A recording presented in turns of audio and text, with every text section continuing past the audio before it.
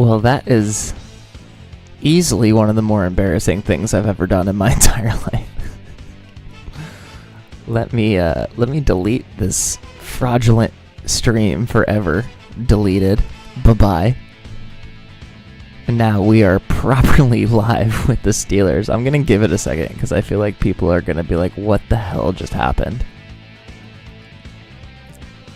There we go. Someone figured it out. Whoever the concurrent viewer was figured out. My apologies. That was literally like an accidentally twitched and like double clicked. So my bad.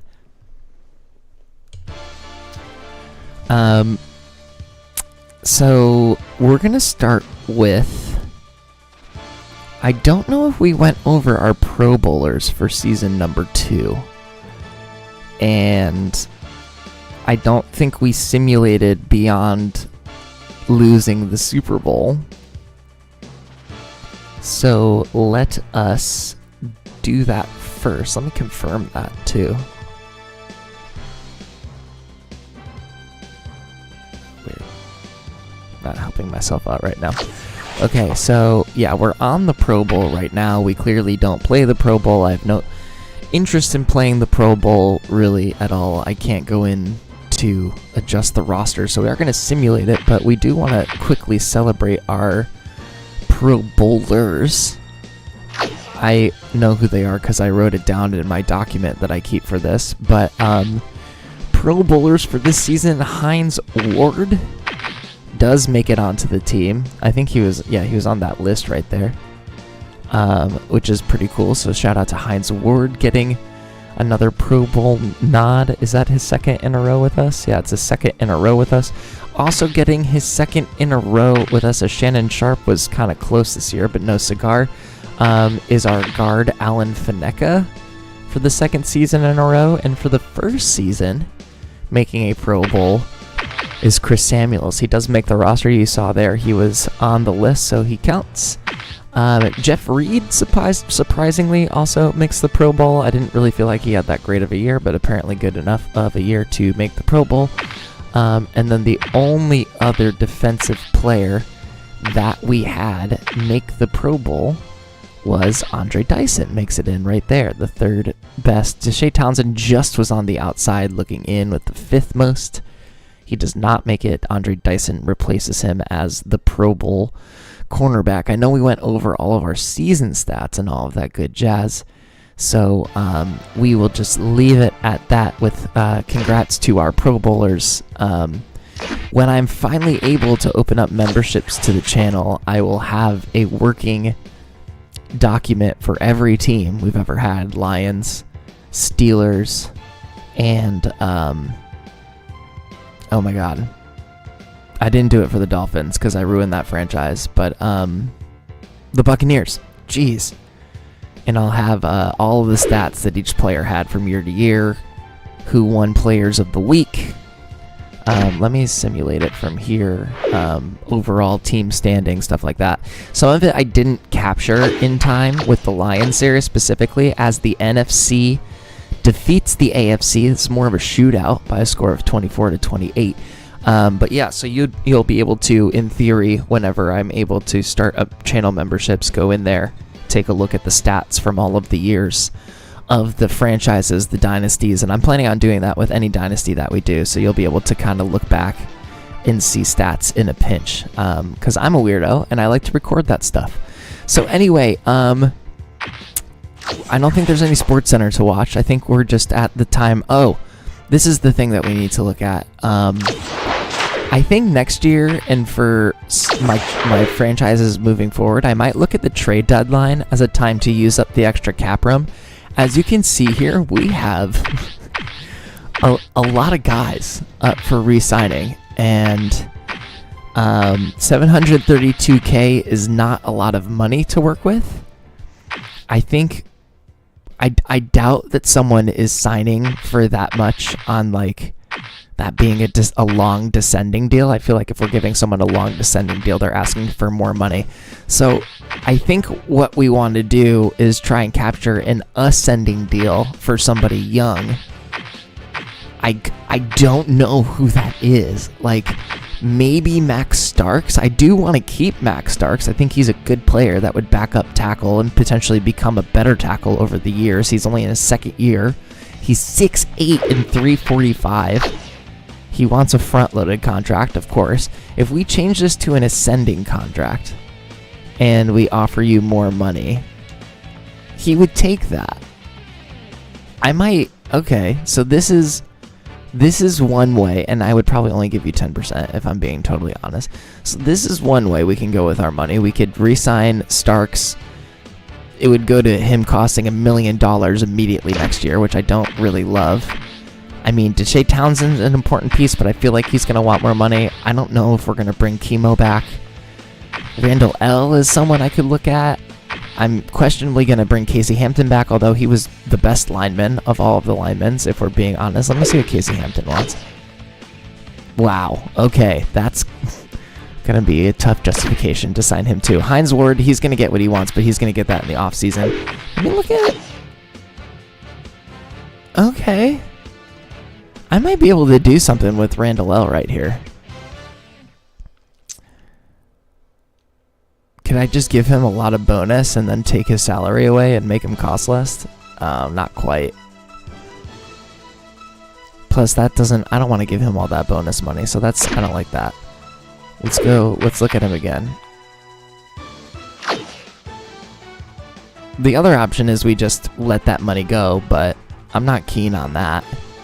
So we could toss him a balanced contract with the maybe like this is a signing bonus and it's a 3-year deal.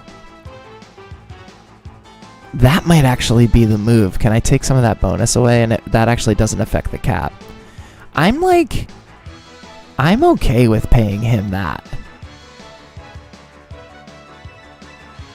So we just get 3 years of Randall L. He's a tradable contract immediately because his bonus only becomes $750 the next year.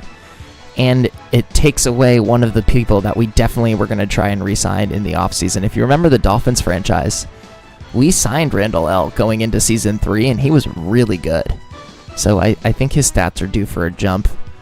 I like this. I think I'm going to make this signing. This is going to be our re-signing period. Again, I'm going to try and do this around the trade deadline next year and all the years moving forward. I think it makes me weigh re-signing players early versus leaving cap room to sign guys if we need them.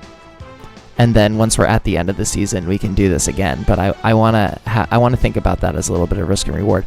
But I'm going to go ahead and just do this. I think this is an agreeable deal. This is essentially us signing him for a 3-year deal, but we're doing it now.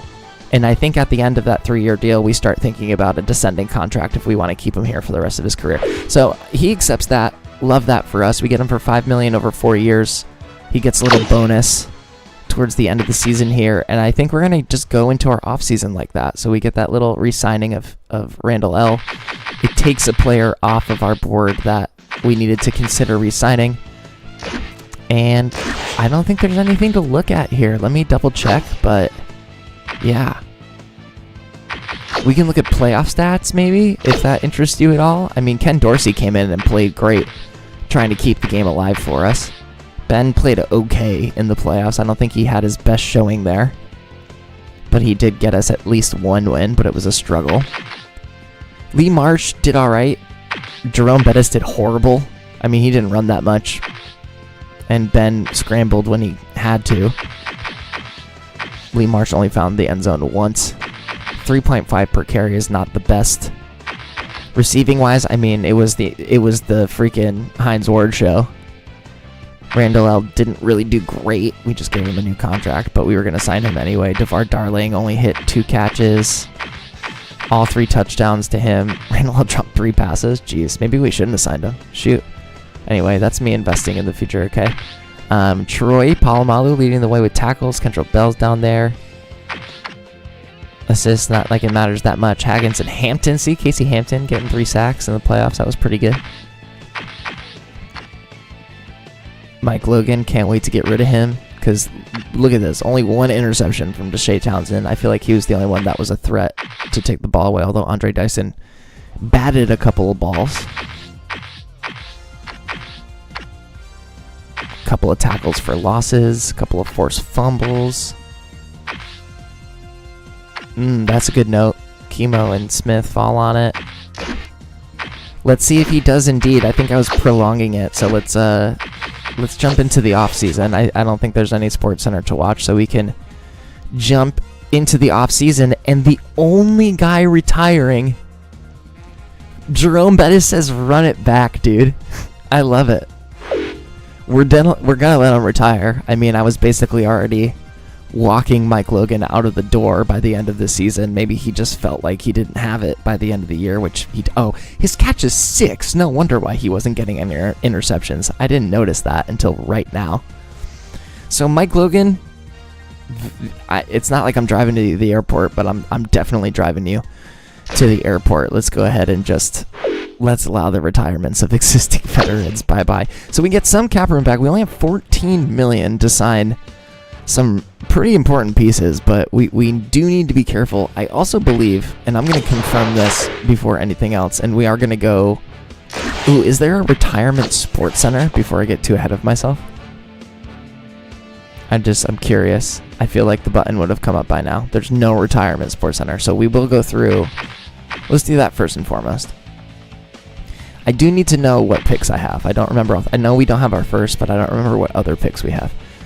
Transactions, retirements. Obviously, Mike Logan. See you later. Texans, Quincy Monk and Zach Weiger. Nothing from the Titans.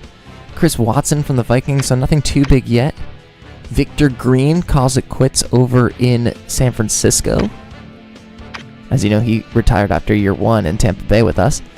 Tony Stewart and Tony Williams, the Tonys, calling it quits. Paul Smith and Fred McCrary. I don't know why I had a hard time reading that. Hunter Hillenmeyer, young one, calling it quits. Garrison Hurst, salute to you. See you later. He just retired in the Tampa Bay series as well. Logan launched himself into the sun, which I'm very happy about. Doug Evans and Bill Schroeder called a career in Cleveland. Keenan McCardell retires, and Mo Lewis as well out of Tampa Bay. Gerald Hayes, that's another young one to retire out of Arizona. Chidi Uwuma, Kevin Dyson, interesting, and Lorenzo Neal, all calling it quits out of San Diego. We got Kendall Gammon and Roland Williams calling their careers out of Kansas City. Brandon Moore, Deuce Staley, he wins his championship and he pieces out, as does Michael Strahan. So the Colts win the Super Bowl and they lose 2 key pieces. Deuce Staley literally throws up the deuces and he is retired. Cowboys retire nobody. A few retirements over here. We got Christian Morton, Alvin Porter, Darius Thompson, Junior Seau, and Charlie Clemens all calling it a career. It's interesting. Charlie Clemens is still kicking on our Tampa Bay series. And yes, everything does relate to the Tampa Bay series. Jeff Blake hanging it up with Lamar Smith.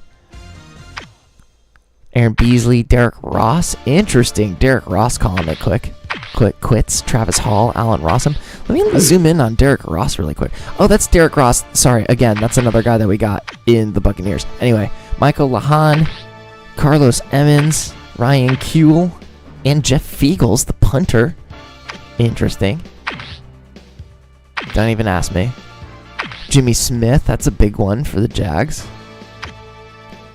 Chris Baker and John McGraw. John McGraw, that's a young safety. That's actually that's a good piece of their team. Both of these guys, 5 years in the league, maybe they had a conversation. Saw the light. Robert Porcher and Fernando Bryant calling it a career, as long as Wally Rainier. Interesting. Paris Lennon, see ya. Wow, Rodney Pete. No one else really of note there. Ty Law, that's a big one. Mike Vrabel. Gotta go coach. Okay now. Okay, another batch from the Raiders. Travion Smith. Tim Brown, that's a big one. Frank Middleton, that's a big one too. Ray Buchanan. Troy Vincent. So a lot of those big older pieces finally retiring for the Raiders. For the Saints, Corey Harris, Dave Wallabach. Sean Landetta, another punter. Linebacker Trev Falk, not to be confused. And Aeneas Williams. TJ Slaughter, the only Raven to retire. Nothing from Washington. From the Saints, we got a list here. Michael Cloud, Deke Cooper, Jerry Fontenot, Ernie Conwell, John Carney, Tabucky Jones. Wow. Fred Thomas. A couple of key pieces for the Saints calling it as well. Orlando Huff is done for the Seahawks. And then we're back to the Steelers. Okay. In doing all of that, all they want me to do is make the playoffs. Who do they want me to sign? Hines? No way. You want me to sign Hines Ward? I'm afraid that Hines Ward's wants are going to be too much for us to afford. Let me go through other contracts. And actually, before that, this is actually a great opportunity. I'm not actually going to trade Ben. I just want to quickly see. We got our 2nd round pick and our 4th round pick and 2 5th rounders. So we don't have a 3rd round pick right now. Let's look at our positions, at the guys that are not expiring. And I want to see if there's a redundancy. Oh, you know what we didn't do? We didn't do player progress. So let's actually do player progress. Ben takes 2 points forward. Love to see it. Both of these guys take a step back. Jerome Bettis drops by 4. Lee Marsh improves by 2. Tron Candidate improves by 1, but loses some of that physical stuff. Jerome's still technically the best running back. That may be different at the start of the next season. Dan Kreider drops down by 1. Hines Ward technically drops to a 99. That's okay. Randall L goes up to a 78. Look at that. DeVar Darling up 5 points to a 70. Love to see that. Sharp goes up 4 points. Nothing for TJ. 1 for Lee Mays. Lee Mays might be one of those guys that we're probably cutting here. Tight ends. I can't believe... I don't know if we bring Shannon Sharp back. We have to make a decision. He's starting to really plummet in his ratings. He's 17 years in the league. I think we got to let him go and really focus on drafting a tight end that can catch the ball with one of our picks, or grabbing a tight end that can catch the ball with one of our picks. So I'm actually going to write that down immediately in my notes because I have my handy-dandy notebook right here next to me. Jeff Hardings is an 80, but he's starting to regress with 6 years in the league. And so it's nice to see a Kobe get a little bit better, but this run and pass block number is not getting better. So I'm also going to put a center as a question mark. Maybe it's a position we take a flyer on in the draft. Guard, I think we're pretty set. I think Jimmy Carson is only going to get better. That aggressiveness went up by a lot. He's already got good run blocking numbers. He'll get better as a pass blocking. And Simmons is actually improving a little bit. And Faneka remains elite at a 97, so we'd love to see that. That's actually surprising that Chris Samuels is getting a little bit worse, but maybe that'll change after this. Marvel Smith is starting to hit some regression in his 7th year, and I think we got to sign Max Starks. I think Max Starks is going to become the starting tackle over Marvel Smith by the time the next season gets started. So I think Max Starks is a guy that we want to bring back.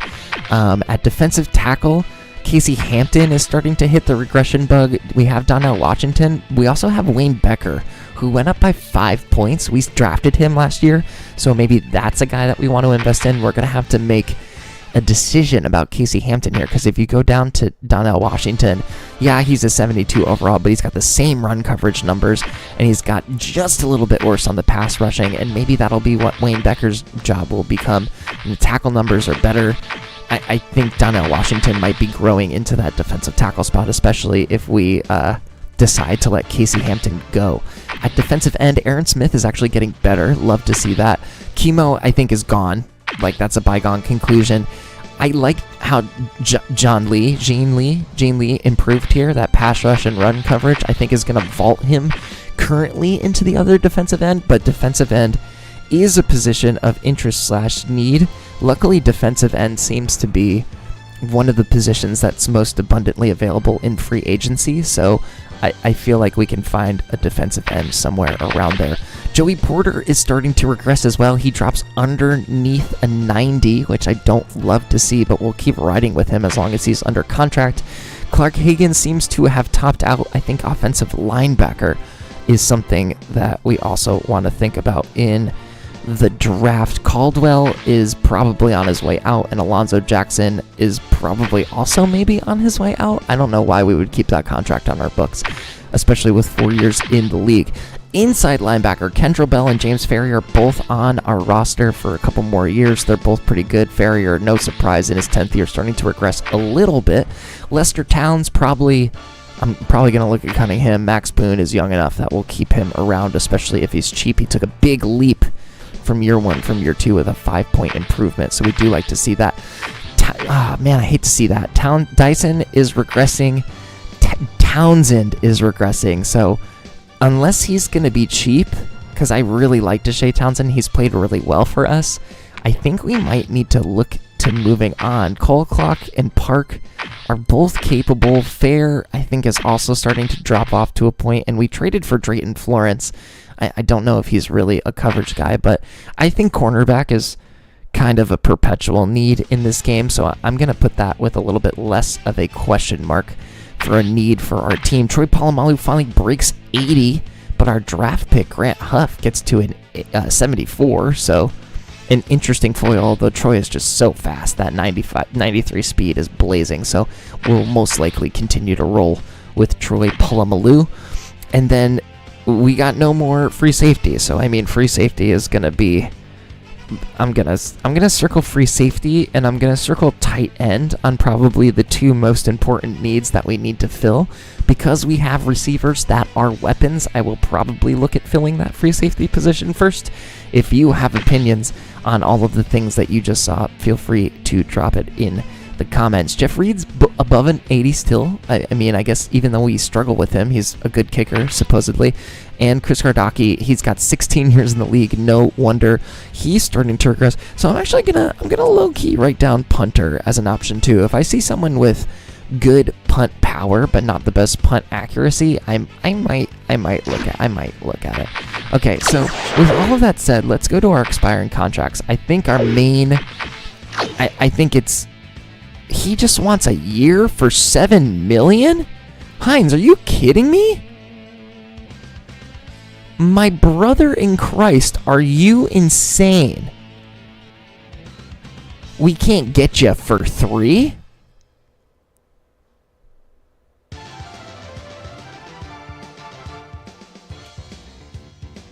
That's still, like, we can't draft literally anyone. But we don't have to spend first round money. This basically takes us... Oh my god, this hurts so bad. He wants so much money. But we, like, kind of have to give it to him. This is weirdly the best deal. That leaves me with, like, at least I could play around with some of the expiring contracts. Oh, I kind of wasn't expecting this.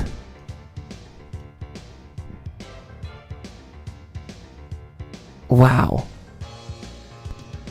I'm a little gobsmacked. I'm unsure what to do.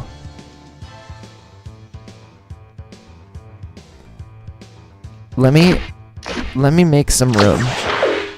Phew. Yeah, I think you're right, Al. Let me look around at some contracts really quick. Oh, Lee Mays, nearly $1 million. It was fun, dude. Bye-bye. I like everyone else on this roster. I don't think we get enough money back if we cut TJ. Maybe we just leave it with this cast of 5. All of the tight ends are expiring. I honestly think the only one we bring back is Kranchik because he's a blocker, and we focus the draft on someone who can catch. So let me back pocket that. I think we gotta cut a Kobe. I mean, for 6 years in the league, and his run and pass block are only 63 and 62, and we're gonna get more. We're gonna get $1.3 million for him. We're cutting him. Yeah, that's great, because then we can draft a center and we can kind of stash him for a minute. Guards, we're good. We don't need to do anything with this. I think we need to re-sign Starks. Even though we're paying Marvel Smith a lot of money that we can't move off of. Jesus.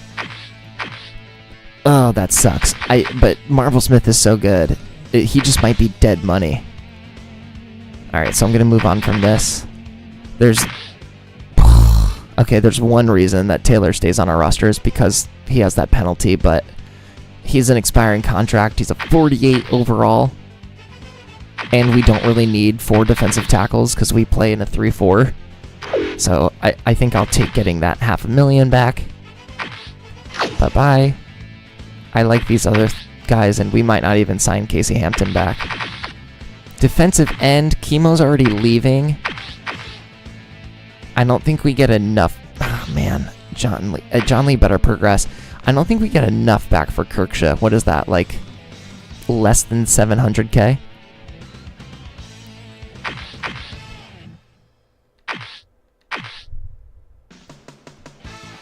Oh yeah, I mean it's probably we're getting rid of the. I had to go back and make sure I knew what you were talking about. Okay, so decision time on Alonzo Jackson. I don't think we're. I don't know if we need to bring one of these guys back or not. I mean, maybe we just keep him because he's on the roster and we draft a backup. All right, so I'll think about that. 17 million might also make the Ward contract sting a little bit less. We could get 500,000 back from cutting Lester Towns. I think we do that. I don't think we do need a 4th inside linebacker. But do we? I mean, like, cycling through the 3? Making sure Boone gets the playing time? I'm going to sit on that for a second, too. Maybe we make the clip here. Townsend's, I don't think, coming back. And Terry Fair's on an expiring deal. John Lee I drafted, so I think Terry Fair is going to go. We're going to get 700,000, almost 700,000 back from that. Yeah, John Lee I drafted. He didn't really play very much. He only had 2 tackles in the 16 games. But I did draft him, and I like how his pass rush and run coverage are both in the high 70s. And he's 77 speed. He's easily the fastest. So, I mean, and Kirksha's 11 years in the league. I know that this would save us a lot more money, but I'm not as desperate. We're also letting Chemo walk, so we're probably putting it into a position where Lee is going to get more playing time. I want to see how he progresses. So I think cutting Fair is a no-brainer. We are going to let Townsend walk, but we're planning on replacing some of that. We're suddenly going to have like $200 or $20 million in cap space back, which makes me feel better. So let's let Terry Fair go. He's starting to regress again. That's going to put us near 18 million.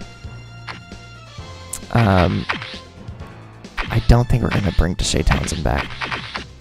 We're good here. We'll look for free safety as a priority. We're good everywhere else. So now we've made a lot more money for Hines.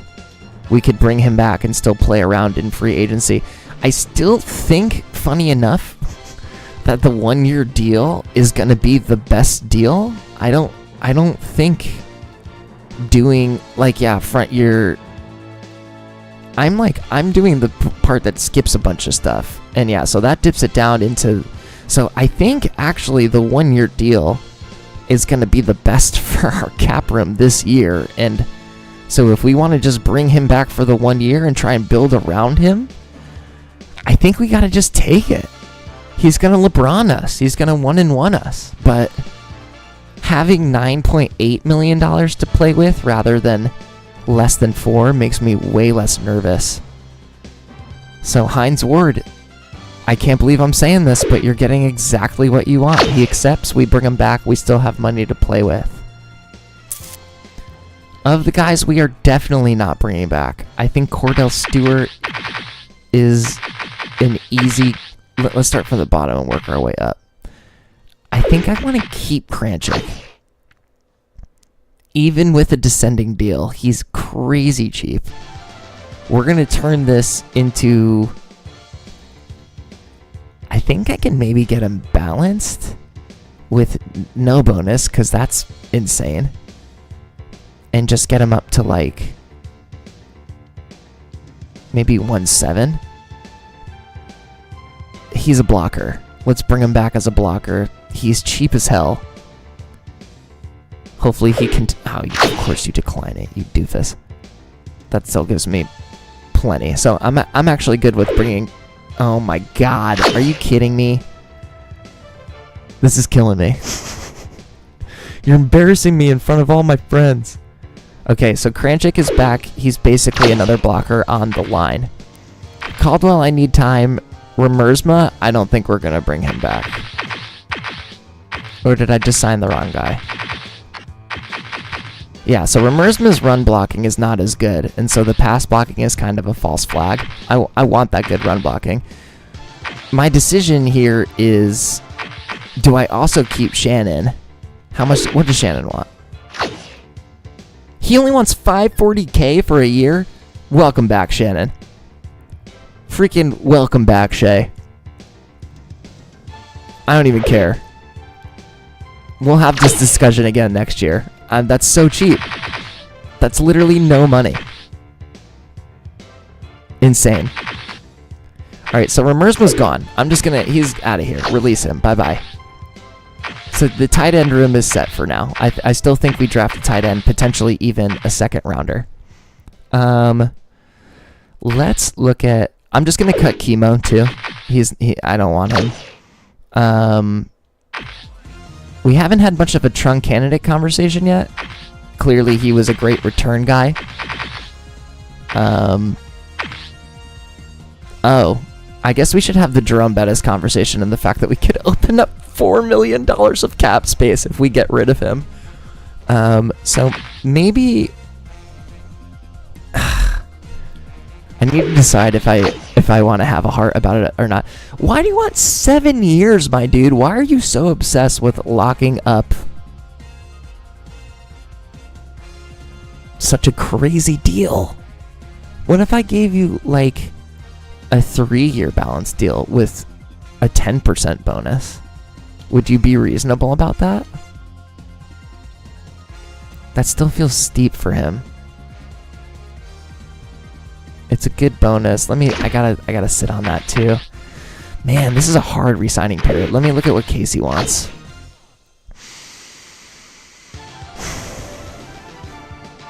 I think we might have to let Casey walk. We'll move on from that. Let's look at what Deshae wants. I know I said we were probably gonna let him go. Yeah, I'm not gonna pay Deshae Townsend $2.4 million for 1 year. Just out of curiosity, what does Cordell Stewart want? $1 million for a year? No, thank you. Mike Caldwell, what do you want? This is literally going to decide whether or not you stay.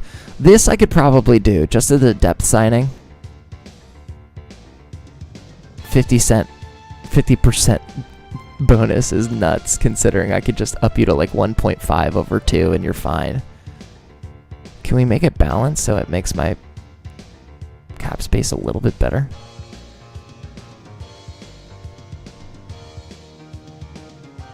Yeah, I think you're right. And we can have just 2 running backs on the roster. I can find a different return guy. Alright, I'm kind of leaning towards paying Caldwell that, but I need to remind myself of what outside linebackers looks like. So basically, I can re-sign him for cheap. We'll probably cut Alonzo Jackson to get 600 of that back. And we'll draft an outside linebacker, and Caldwell becomes depth special teams. Alright, I'm good with that. Let's do it. We're not doing the bonus. We're gonna do balanced. Yeah. No balance for you. No soup for you. Let's see if he does 1.5.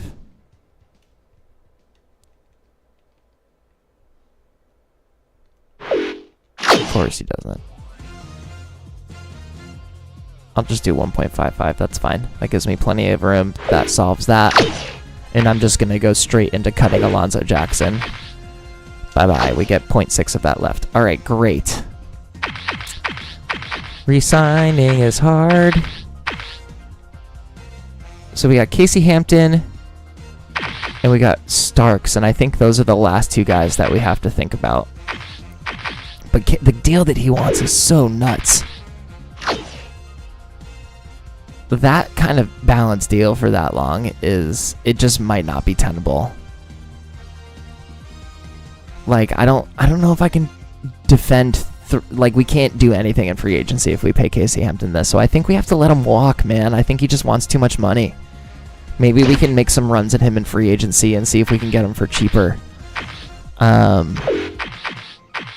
So let's look at Starks again. I think we want to put him on an ascending deal because I don't think he's going to be playing right away. I am okay with giving him a 10% bonus. And maybe we can stretch it out to 4 years to make this first year a little bit cheaper. And then that way he stays under... We'll give it 5.3 just to be even. That way it stays under $1 million for this first year. And then next year when we're hopefully using him, that's when he's above that $1 million salary. So I think this works for me. And we'll have to hope we find some pieces in free agency. We could also... There's a couple of other guys that we could potentially cut. But let me go ahead and grab Max Starks for that. So Casey Hampton, Deshae Townsend, Trunk Candidate, and Cordell Stewart, I think are all going to go. Shout out to Casey Hampton, 2 years at the nose tackle. He had no sacks in season number 1. We messed with the sliders a little bit for blocking. He ended up with 4.5 sacks this season and then 3 in the playoffs. And he was actually one of our leaders in sacks in the playoffs. But Big Casey, I think we need a better pass rusher in that nose tackle, especially for a defense like this. Like, it's nice that he has decent run coverage, but that's what our linebackers are for. We want him pressuring the quarterback up the middle. So Casey, see ya. Deshae Townsend, Sneaky had a bad year this year compared to year number 1. He was actually a Pro Bowler in year number 1 for us with those 7 interceptions. Only had 1 takeaway this year, and as we saw, is starting to regress. Trunk Candidate, it's only going to show his rushing stats, so he ended up having to play a bunch because of injuries, but he was more valuable as a kick returner, punt returner. We ended up having a couple of punt return touchdowns with him. And then Cordell Stewart, a Pittsburgh legend who wouldn't have been playing for us. We basically just brought him in to kneel the ball down. And so we're going to let all of those guys expire on their contracts. Hopefully it lets me do all of that. Are there any weirdos in free agency right now? I shouldn't even look there, really, but just the guys that we've been cutting. That makes sense. Anyway, I think we can move on. I think we can finish the re-signing period. We can go into free agency. So let's go ahead and release the players with expired contracts. We've done that. There is, once again, no Sports Center to watch. So let's jump straight into what we got for free agency. And the overall prize is, frankly, not really much of a prize at all. It is Nate Clements. I'm not entirely interested in that. Are we interested in solving our free safety with a temporary plug in the form of Jason Sehorn? Let's just go through this one at a time, stopping a little bit longer on the stuff that we know that we need. Ontario Smith, Musa Smith, Maurice Morris, none of those guys are really moving me that much. Fullback, both of those guys are okay blockers, but we don't really need a fullback right now. We're set on wide receiver, I feel like. Tight end, nothing really, so we're going to have to look draft for tight end. Center, Pete Kendall. If only we needed a center. I don't think Pete Kendall is our guy with the other guy that we have under center. Andy McCollum, $2 million for 1 year is maybe a little bit too much money for someone who is not that good. At tackle, Makota Freitas. That's actually good blocking numbers. Same with Travell Wharton down here. Those could have been interesting guys to grab if I wasn't already committed to Starks. Casey Hampton is the best defensive tackle available. I don't think we'll be going after him. That's probably true. Alright, man. Defensive end. Do we need a defensive end? We kind of need a defensive end. Weaver wants probably too much money for, again, how good he is. Like, do we want to pay... What is that? I mean, we'd be done with free agency if we paid him that. Let's just, like... How do I just make this, like, hella low? What if I front-loaded you like that? And just to have, like... Let's do it over 5 years. That's, like, a more respectful offer. Just so I have tabs on you. Outside linebacker. I think this is probably a position we're going to draft. Apparently Cedric Hodge is popular for teams that want him, but I don't think that's anything we need a starter in. Solomon Bates. I don't have inside linebacker written down. I do have cornerback written down. It seems like some teams are already taking like pretty strong swings at Nate Clements. Should I be going after Nate Clements? Coverage-wise, he's easily the best guy. He's fast. He's okay at tackling.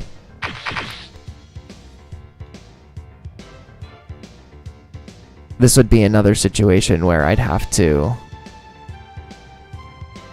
And the Cowboys are already putting on an offer he wants, so he's probably going to be signing there in short order. Jason Sehorn getting a lot of offers across the board. I would consider this a stopgap situation. His durability is awful. Terrence Holt, we know regresses. I think I'm leaning draft here. Although, who's on our... Didn't we draft a free safety and he sucked? Am I making that up? Gilbert? So yeah, we did draft Merle Gilbert. And then we've got Jabril Wilson, who knows? He might become better. So, I mean, I'm gonna... Like, do you want to play for the Jets or do you want to play for us, dude? This actually might not be a bad move for us to make. We don't have to take him if he says yes, but I'm gonna outbid them by 1. And based on what I've seen here, like, this might be the move that we make. Because tight end was a no, center was a no, defensive end, let's go back there. We put an offer on Weaver. Outside linebacker, I think we're going to draft because we didn't see anyone that really moved us here. There isn't anyone like really young / cheap that seems exciting. Inside linebacker, I don't think... Do we need Solomon Bates, though? 74 overall? I mean, he'd be a decent run coverage backup. What's his durability? What would it look like if I sprinkled... I don't want to give you a 6-year deal, though. I would want to give you, like, a 4-year deal with, like, a 10% bonus. What does that look like for us? I mean, I would do this if you said yes to it. So let's get in the Solomon Bates business just for funsies. I think corner is probably out of our reach. And I don't think Ratliff is a better backup than any of the others, and we've already got corners of this caliber. We don't need a strong safety. We bid on a free safety. Let's see if any of these offers got accepted. So Jason Sehorn accepts our offer. I'm gonna sit on that for a moment. I don't think it pushes time forward if I zoom out here. I know he's old. What was I looking for? Front office. I understand he's old. And he's probably regressing. But we need a free safety while Jabril Wilson cooks. I don't know if he's ready to be... I mean, maybe he is. That tackle number makes me so nervous, and his run coverage is terrible. But he may pop. I just feel like we need someone that's starter caliber. And our draft assets are only so available. So, someone talk me out of this if I'm making a bad decision. Otherwise, if you want to just be entertained by me squirming, then here you are. Okay. Shit. think I'm going to take this deal, man. What did he do last year? Can I look? I can't look? That's dumb. There's no way I can't look. There we go. He didn't play last year. He had an interception, but had no tackles? That's weird. I wonder if he was just like penalty time. I mean, the run coverage is not much better than Jabril Wilson's. The coverage isn't much better. The speed is way better. The tackle isn't much better. All right, I've talked myself out of it. We're going to go with Jabril. I am not going to sign Jason Sehorn. Let me go around to, before I advance a day again, Casey Hampton's starting to get some... I mean, if those are the offers you're going to get, I'll sign you for the rest of your career, my dude.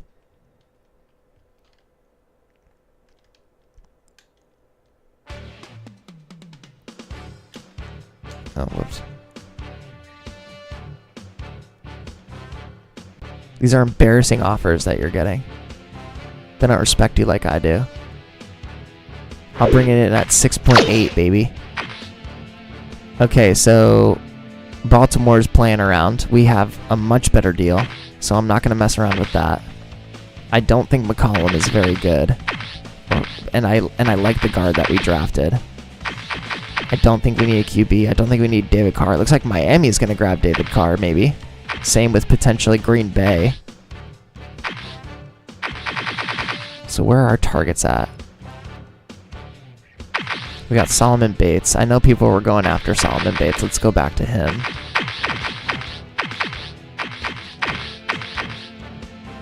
We still have the best deal, although it looks like Seattle is up in the ante a little bit. Let's just advance the day.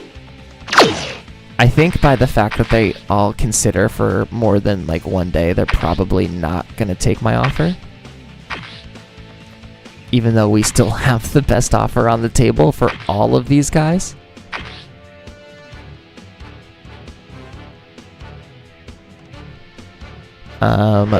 So let's just adjust and drop the same offers on everybody, just so they're refreshed. I mean, I think these are good deals. Clearly, I would sign you for that one. No way. We got Solomon Bates for that? I think we sign him. I think he's going to be a good inside linebacker for us, and it saves us one of the draft picks for something else. I wasn't even looking at inside linebacker at first. But it is technically a position of... Is it not a position of need? Did I accidentally just sign a position we don't need? Oh, maybe I can get rid of Lester Towns now. That's just an upgrade. Am I being stupid?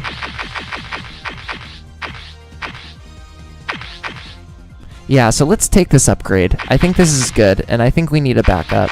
His pass rush is terrible. Do I not actually want this guy? 74, 84 tackle, 52 cover, 87 run coverage, pass rush is bad. Speed is not great. Agility is... I think I talked myself out of this signing, too. I'm not going to do it. Let's go back to Casey Hampton, who was incredibly insulted that we offered him... Oh, Baltimore. Baltimore? Uh-oh. Do we want Baltimore to get him? I think we're okay with that. Let's go back to Weaver. Any other teams? No, they're all just... Oh, no, Baltimore again. What is Baltimore? What, Baltimore? Stop it, bruh. Stop that. I don't know if I want to spend that kind of money on Anthony Weaver either. Shoot.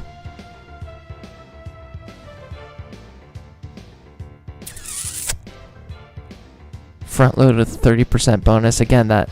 I mean, I guess if we're going to sign one guy in free agency, it needs to be somebody. Let me look at this guy's stats again.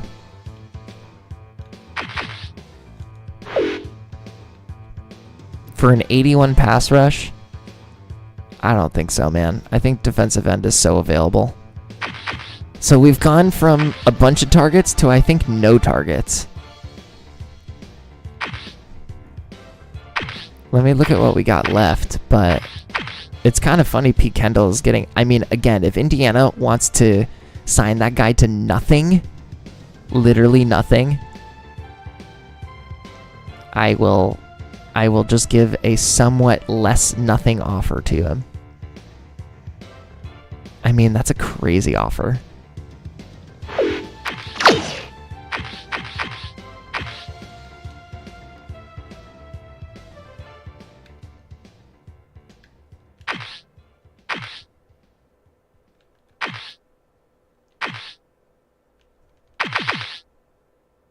No. Don't need that. Interesting how, I mean, Kelly Washington is just now getting offers. It looks like he's going to go to Jacksonville, which makes sense because Justin Smith just retired. I think we are good on tight end. I mean, let's just see what happens with Pete Kendall. Why not? Okobi's getting nothing. Yeah, I don't really like McCollum for his cost. Neither does any other team, really. Freitas is now just getting interest, and again, that's a joke of a cost from San Diego. If I had a bunch of cap room, I would take a flyer on Wardoff. Don't need a kicker, don't need a punter. Pardon me for going so slowly through this. Casey Hampton's probably going to go to Baltimore, but we'll have to check. Let me write these names down so I don't forget, too. We had Casey Hampton. We had Deshae Townsend.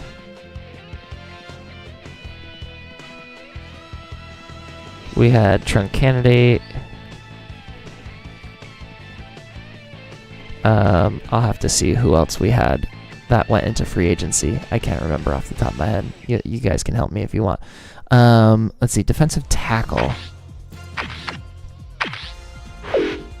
Okay. I don't think there's anyone here that we're trying to sign. Casey Hampton's probably about to go to another team. Anthony Weaver we're backing off of. No one else really has Guadalupe Rivera. We could just take a flyer on him, although I feel like he's still going to be there after free agency is over. That's the other secret. Like, if there's not a guy that you feel really strongly about and they're not in the 70s, there's actually a good chance they're not going to get signed to another team. This is the position we probably should have looked for someone in backup quality. And honestly, like Keith Newman here, I mean, 70s across the board with 80s in the durability, and we could potentially get him for cheap. I don't really like Joe Odom as much. He's faster, though. But literally everything else is worse. DeLawrence Grant. What a good name. Let's take a look at Newman here. Newman. I think descending probably makes sense, although I don't love the 40. I would maybe consider a 10% bonus for you, my guy. Although that salary number makes me want to upheaval with upheaval. I would probably give you like a balanced deal for 3 years and like that much. Maybe I'll give you 20% because I'm nice like that. Let's just, again, he's not going anywhere. Let's do that. And again, that's inside linebacker is something that we actually needed depth for. Rather than outside or inside linebacker, which I decided to not keep the guy that we signed, even though I'm still probably gonna cut Lester Towns. Anyway, tangent aside, let's just go back to the rest of the position, see if anyone looks interesting. Looks like Cleveland might get Solomon Bates. Where did Newman did anything last year? He did not. He played in one game. He must have gotten hurt. Interesting. That might not be a good sign. Might have to sit on that for a moment. Now we got Kaiwan Ratliff. Tackle 37. Woof. And then none of these guys are going to have interest on them right now, probably. He's the last good coverage guy left. Wow, look at Terrence Holt getting Baltimore spending money right now. Okay, so Weaver's gone. Casey Hampton's gone. We'll advance the day. Are they still on the list? They're still getting offers. Casey's still Baltimore. Washington jumps in for Weaver. McCollum's starting to get some interest here, as is Okay, so it looks like the Colts got a little bit more serious about Kendall, and I think that now jumps into a territory that I'm not willing to go to. So have fun spending all of that money on him. I will be not taking him. Let's advance the day. Let all these guys get out of here. It's so funny that none of them have really gone yet. Oh, shoot. Wait, where did my guy go? What the heck? No one was bidding on him. How did I miss out on nobody bidding on him? Who'd he get signed by? Okay, now I want to know who he got signed by. I was competing against nobody. Is it because I didn't check? Maybe it's because I didn't check.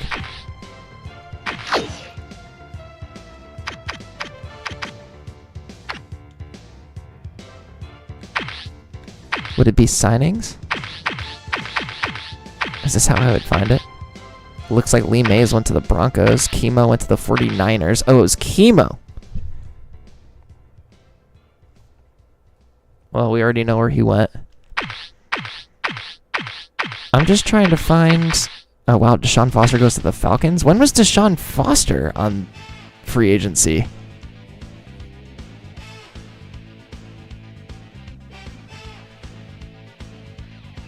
Alright, I'll do this after we're done with free agency.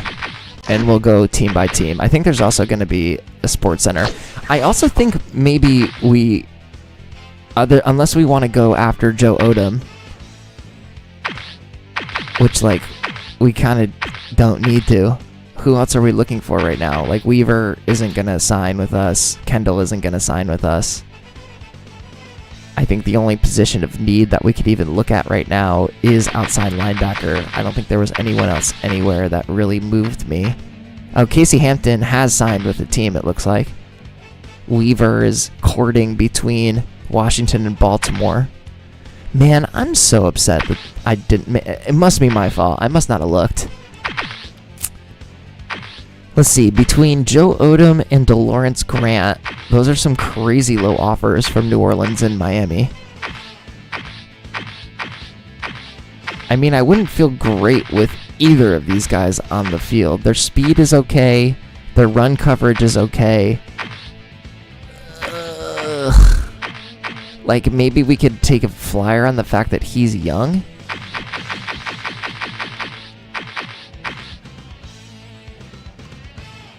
I mean, we need a better outside linebacker than Caldwell.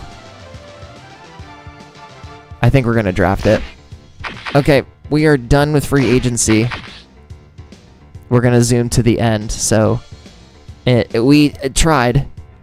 We're going to take a lot of money into the draft, and then we're going to play the undrafted free agent market and see what we can do here. Because, I mean, I'll look again. I just don't think that there's anyone that we can afford that would make our team super better. And I feel like if there was someone that you guys were going absolutely nuts over, you'd be doing it. I mean, I guess I could also slow play it and see if I could, like... I mean, Trung's agility isn't even that good anymore. Like, it's weird that he was such a good return guy.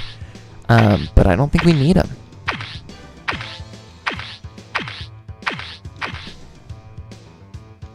Yeah, I'm with you, Al. I think the longer I look at this, the longer I'm just gonna go crazy. So I don't want to sign any more free agents. We're gonna let free agency go. We can watch SportsCenter here, so let me save really quick.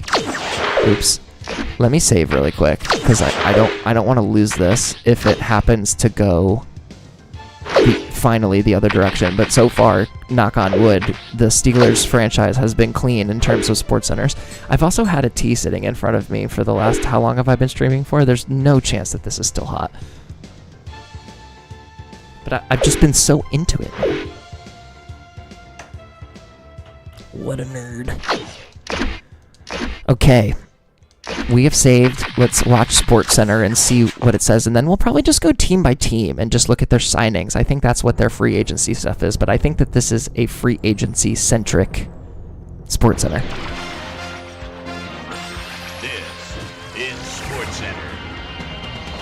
Welcome, everyone, to a special NFL offseason report here on ESPN. Warm tea. Trey Wingo here to get you all squared away with what's been going on since we left you after the Pro Bowl Decaffeinated green, if anyone is wondering. Coming up, we'll set you straight on all the offseason player movement and see who went where. Then Big later, Low, we'll call shout on out. ESPN's NFL draft expert Mel Kiper Jr. to get the lowdown on the upcoming NFL Combine and, of course, to get his opinions on the upcoming draft in April. But before we get to all of that, let's we're getting by retirements. taking a look at the guys that have decided to announce their retirement from the game. Michael Strahan was a real inspirational leader over his 14 NFL seasons. But he decided last year would be his last, and he stuck to his word as he's officially announced he's leaving the game. And when you look back, he was always someone who wore his heart on his sleeve. When they talk about the NFL being a game for gladiators, I tell you, he was one of them. Jimmy Smith has also, as you see, decided to call it a career. Now, he too was a guy that played with a lot of emotion out there, but he decides he's had enough. Aeneas Williams was really one of the best to ever play his position, and I don't think there's any doubt you'll be seeing his bust in Canton a few years from now. And when you think of the term grizzled veteran, that probably defined his last few seasons in the NFL. He's been around seemingly forever. It'll be hard to imagine an NFL season without him. Jesse Armstead is another that announced his retirement a few weeks ago. You could probably have seen that one coming. He had a pretty solid career all in all. Meanwhile, a number of teams went into the free agency I feel like I didn't see him on there. Spend some big money just to hang on to their existing free agents. And a few of those players did in fact hit the jackpot. Marcus I Stroud guess re-signings would be on board with his existing club, and he'll be rewarded so maybe they did that handsomely for doing negotiation so. without him going to 6 free years, agency? $52.5 million. On top of that, a $5.2 million signing bonus. So this obviously a key signing for him, as they'll keep him in the fold for the next 5 seasons. LaDainian Tomlinson agrees to an extension with his old club, as they'll stick around for at least the next 5 years. Yeah, I feel like none of those guys are up for free agency, so they must have somehow 6 years, renegotiated without hitting free agency. $2.6 million I guess that's literally the re-signing period. What an idiot I am. As they'll stick around. All right, write that down for Tampa Bay. And now, Mr. Mel Kiper. Well, Trey, we're going to break down a few Okay, well, so are we picking Jason Young in the second round or what? Young, if he's a top pick, obviously most people feel is going to have a super career ahead of him. There's also an outside linebacker and cornerbacks. It's like the game knows what I need. For a tight end, and I think he can really solidify. We're going to have to use our second round pick on one of those 3 positions. Another guy that I really like. And I'm thinking it's got to be cornerback or tight end, because they'll play right away. Where he's going to go. And then after the top picks are gone, people always ask me about the guys I think are the sleepers in the draft. And I really believe that there are going to be some. We're definitely going to look for speed late in the draft. For one reason or another, are going to fall Speed. Morton fits into that mold. Here's the kind of guy that might not be the fastest or the biggest back in the draft. I think that a good workout could show he's a guy to be reckoned with come draft day. Oliver could also improve his standings with a and I strong don't think we're showing. going to try and trade up into the first round. I don't think we need any of those positions.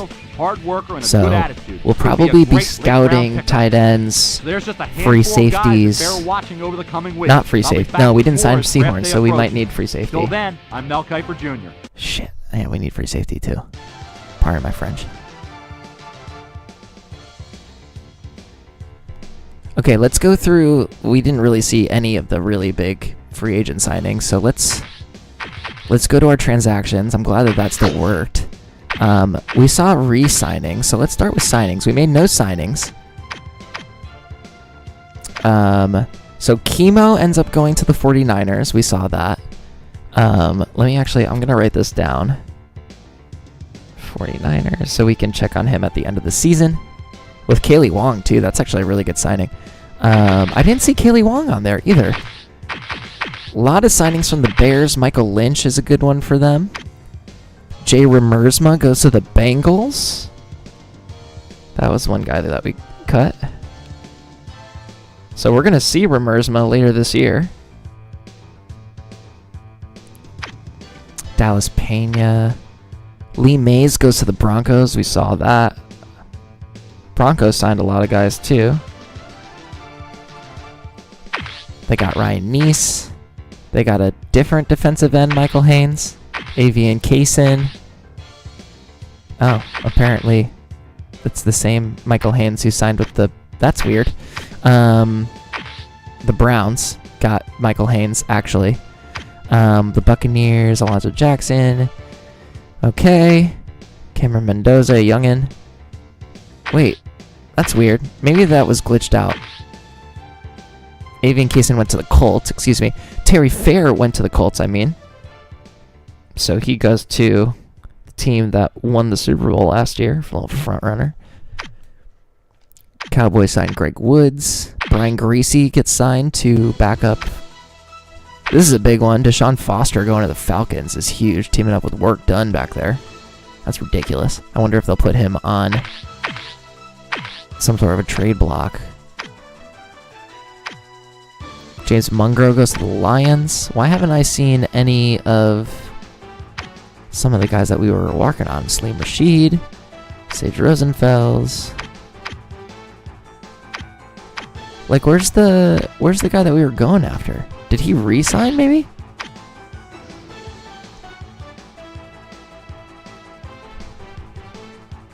I didn't see the guy that we were going after. So, I mean, I think maybe going through re-signings is probably something we don't, well, as I'm doing it. I'm not even going to remember who the guy was. I just feel like I didn't see like half the guys that we were working on in free agency. Like, where did Trung go? Didn't we not see Trung candidate? I'm going to go look for him.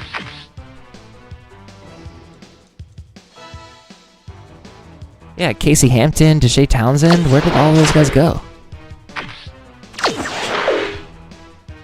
This is going to bother me, so I'm going to find it. Alright, halfback. Unless he might have stayed a free agent. Nope.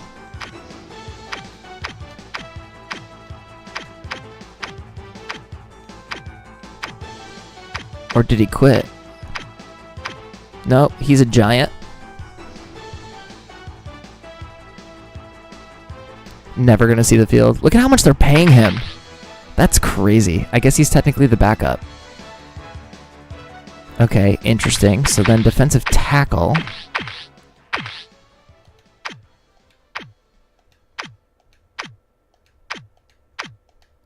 You would think it would have shown you everybody. I should have written down who the quote-unquote big prizes were. Oh, we're on tackle. I'm an idiot.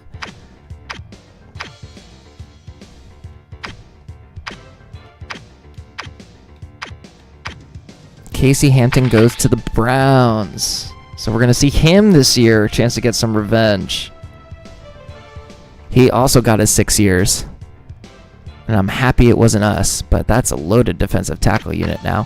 And then the other one was Deshae Townsend. I'm also curious where that other defensive end who we thought about going after went. But let me look for Deshae Townsend first.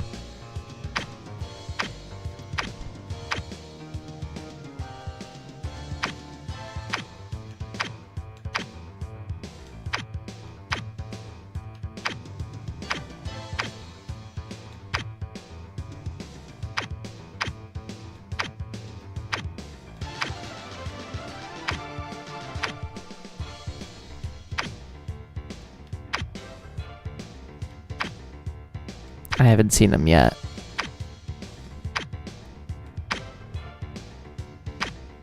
Bengals, wow. 2 guys going to division rivals is tough.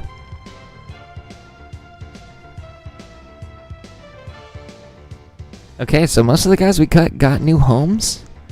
Deshae got a stupid money that we didn't have. I don't think there's necessarily anyone interesting in free agency now.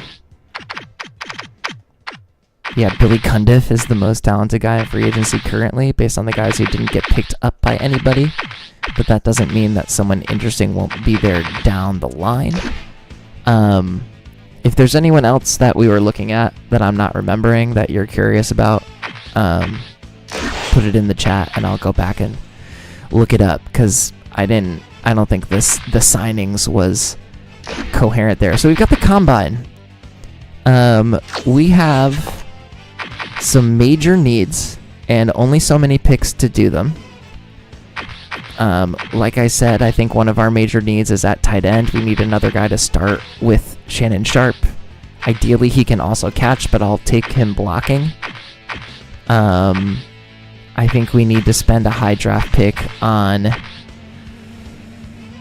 Man, we need to fill that defensive tackle hole, too. I think we need to spend a high pick probably on a cornerback to get a starter right away.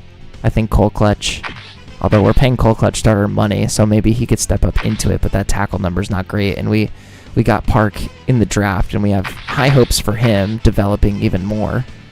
But I think cornerback is something we have to think about high if there's availability, and of course free safety as well. So we're gonna go. Let's start with the big board.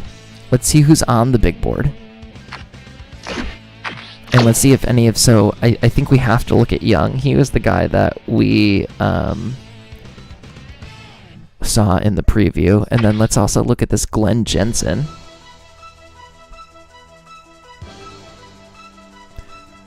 And then let's see what else we got. We got, R. Bowers. Let me immediately highlight this free safety. R. Bowers. And then it seems like there's a lot of cornerback talent, which is exciting. Alan Weber as well, so a lot of cornerback talent. And I think that's where a lot of cornerback talent. Let me see if there's anyone else in the positions that we need. So like defensive tackle is curious. Let me actually write down Bill Scott. We like that. And Jay Tate.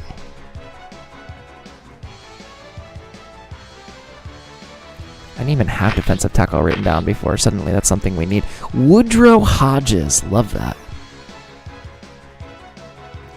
So lots of guys on the big board, which is actually really exciting, because that means there's a lot of the top guys are options. I'm gonna just go with the ones that I highlighted for right now. So let's go to the combine. Let's start with our tight end. Let's just get a full scout on Young here, and then let's go down the line. Let's go to our cornerbacks. Whoops, just shot straight past it. We're going to go to G. Jensen, called J.G. Wentworth. 3 hours, let's get it. And then we'll put 1 hour on Bowers for now, just to get him on the list. Scout. Continue. Love it. Now let's check it out. We'll check out the scouting results. That is not what I was hoping for out of such a highly regarded prospect. He's slow, he can't really block, and he can't really catch. Interesting. But...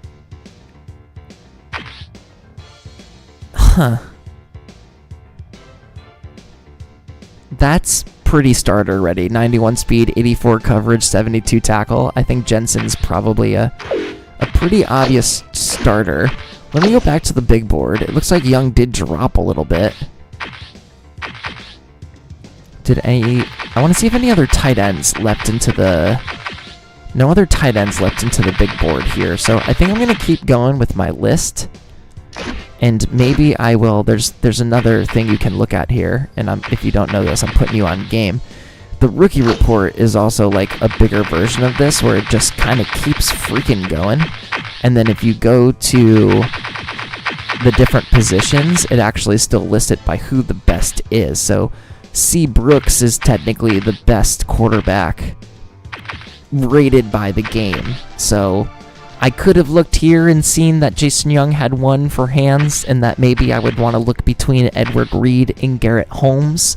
I think so. I might have wasted a little bit of points on that, but let's take a look at these two guys, because I think they're actually going to be pretty good. And I think the more that I think about it, the more I want to prioritize this tight end in the second round, if it makes sense. Especially because we don't have a third round pick. So let's head back into the scouting. I am excited to see how Madden... I don't really remember how Madden does their drafting. E-Read. So we're just going to go right in for 3 on Reed, and then we'll go 2 on Holmes. I'm interested to see what the free safety is like. So we might have to grab Bowers. 82 speed, 84 coverage, 81 tackle right off the gate, like right off rip, is really good.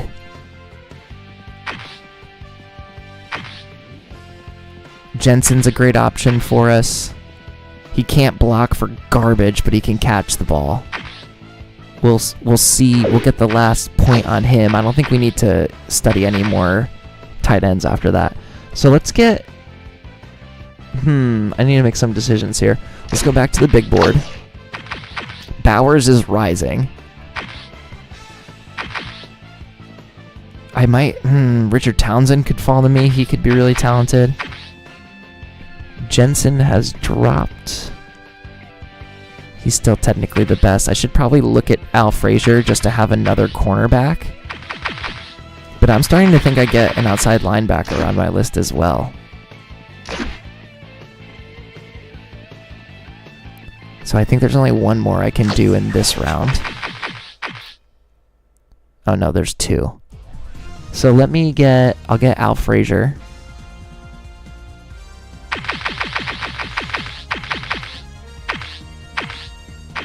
Al Frazier, full report. And then I have one more guy that I can full report, and then I'll have 2 that I'll be able to do the next day. So I've got 1 cornerback. I've got 2 cornerbacks scouted, and I think I've got 1 option that's really good. We'll see what the second option looks like. Let me look at... Can I just look at my scouts, please? 2 corners.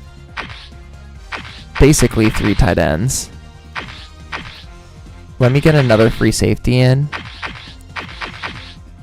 Actually, let's do the outside. I think let's do the outside linebacker. Let's do Richard Townsend.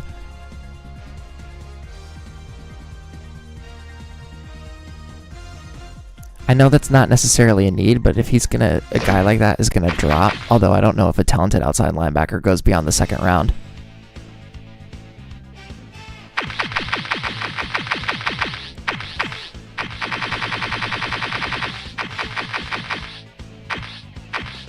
Wow, so many R's. Townsend. And then we can decide what we want to do with the last couple. So...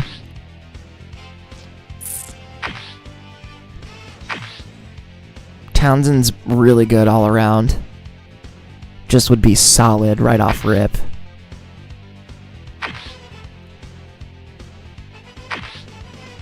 Holmes can run block a little bit better. I actually don't mind Holmes. So let's look at the big board one more time. Bowers just is rising and rising. I actually think Bowers is the guy now. Jensen is... Oh, we haven't done Weber. He's actually leapt Holmes. That's interesting. He's also 6'1" versus 5'9". So we can maybe look at Weber. I ended up not really looking at defensive tackles. Let's look at Weber, and then let's grab Bill Scott too.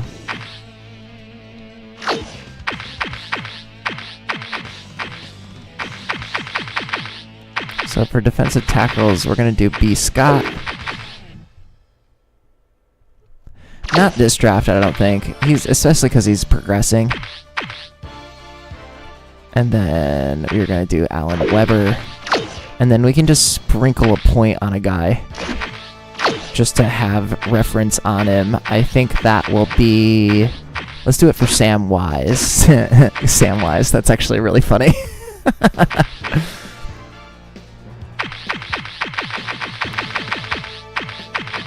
And if you didn't know how much of a nerd I am, now you know. Okay, let's review the scouting targets. It's now too late to look at the big board again. I mean, I gotta star Bowers here. Like, he seems pretty special. I wouldn't be mad about Jensen. I wouldn't be mad about Townsend. Seems like Wise might not be a bad pick. I don't know if I'd be mad about Frazier either. Look at that 82 pass rush for Scott. I like that. Weber, I'm not as excited about. I think I choose Holmes over the two of them. Even though he isn't as fast. Seems like he can catch the ball just as well. He's a little bit faster. That's what I'm talking about. Okay, let's go to the freaking draft. We do not have a first round draft, so we are going to I have to presume that SportsCenter is for free agency. But I'm going to save really quick and pull it up, and if it's the free agency one, I'm going to just jump right out of it, and we'll go to the draft. It's cruising. We're doing it.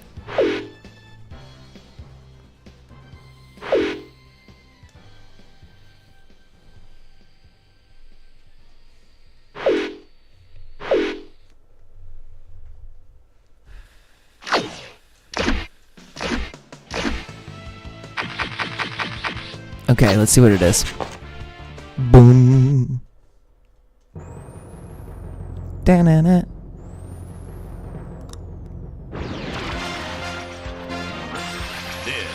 Is SportsCenter. Welcome everyone to a special draft preview. All right, let's get it. I'm Mel Kiper Jr. With the draft coming up just around the corner, it's time to take a look at some of the guys that are going to be movers and shakers come draft day. The Chargers are holding on to the #1 overall pick. Obviously, they have a lot of options, but I think the consensus is they're going to go after this guy right here. 5'12" out of BYU. He's the kind of player that doesn't come around too often, so I think it's likely that he will, in fact, be the first player selected. So then, falling in line right behind him at the top spot, I think you look at a handful of guys that are we gotta get dominant players at the next level and will likely be selected I'm really thinking Ronnie Bowers is our guy. Frazier, I really hope he falls to us. A lot of teams' draft boards. I think he's a guy that has the potential to be a real impact player in the NFL because he has tremendous athletic ability. And then when you look at some guys that are going to be interesting choices for the late first, early second round, I really see some prospects that are going to be significant upgrades for a lot of teams. Hardy really moved up since the beginning of his final season of college ball. You have to think he could be a real bargain. I don't know that he's going to make it into the first round, but I think he definitely has first-round talent at the very least. And then this last group, for one reason or another, find themselves as second-day prospects. But there's an old axiom that says you can't make a mistake in the later round. That said, I think these are a few guys that can still provide value in the later round. Perry is a guy that could really surprise. 6 feet, 240, out of Georgia Tech. And when you look back on this draft a few years from now, you know they're going to be 4th or 5th rounders that turned into productive players. And I don't see why this young man couldn't be a starter at the next level. So as the first round pick, it might have gotten you shot on stage back in 2004. But things should get even more interesting between now and draft day. Till then, I'm Mel Kiper Jr. We'll see you later. All right, let's draft.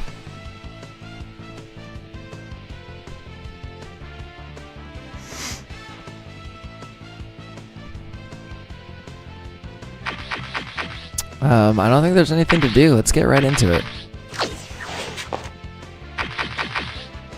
First round will zoom away. Zoop. Second round goes to us. Let's see who's available. Bowers is gone. He goes to the Jets, which means I don't think he went. I mean, he went pretty early. I think that means. Frazier's gone. Townsend's gone. Weber's gone. Wise is there. Scott is there. Both of our tight ends are there. What is... They say Reed. I liked Reed less. Why do we like Reed?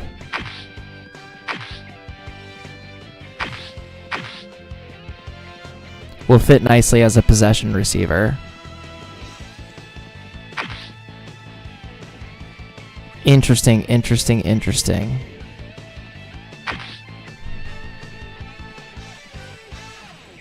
Gilbert was not on my list. Let's see. Let's jump out to best available. This might make it simple.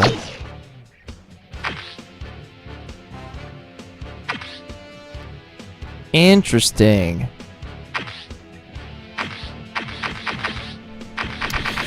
So it's telling me that Sam Wise is the second best available player, followed by Stevenson, and then Scott is right there. Scott is slower, but he's stronger. They also weren't telling me to pick him. Huh. Spending my second round pick on an outside linebacker isn't really a need fill, though. That's my only thing that I'm hesitating on. And then I think this was the cornerback that they were telling me to grab. Man, all of my scouted players got snagged so fast. So the cornerback was T. Gilbert, the defensive tackle was Stevenson, and I think I could go with the other guy if I wanted to. I might punt on the tight end and get a starter on the defense. And defensive tackle might be the move. This guy will get you a lot of stops, works hard play after play, finds his way to the QB often. Like, how do you hate on that? Stevenson is also on there. And then there's two cornerbacks, Gilbert and Newton. Again, welcome to me drafting. They're not even on that list. Is Pope just under the radar? There's Gilbert, there's Newton. How is this guy not listed above both of them? Because he went to North Carolina State? He's faster, he's stronger. He can't jump as high, I guess, and he's shorter. That shuttle run is nearly a second faster. Why would I not take Salvatore Pope?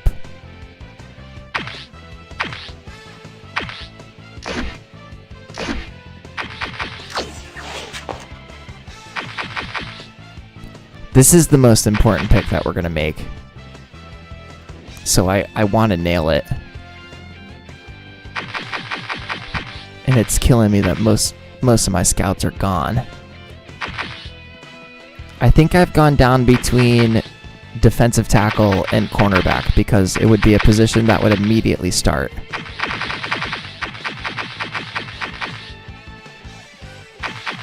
That's okay strength. It's not the best. Where was our guy? 35 bench compared to 27, where bench really matters.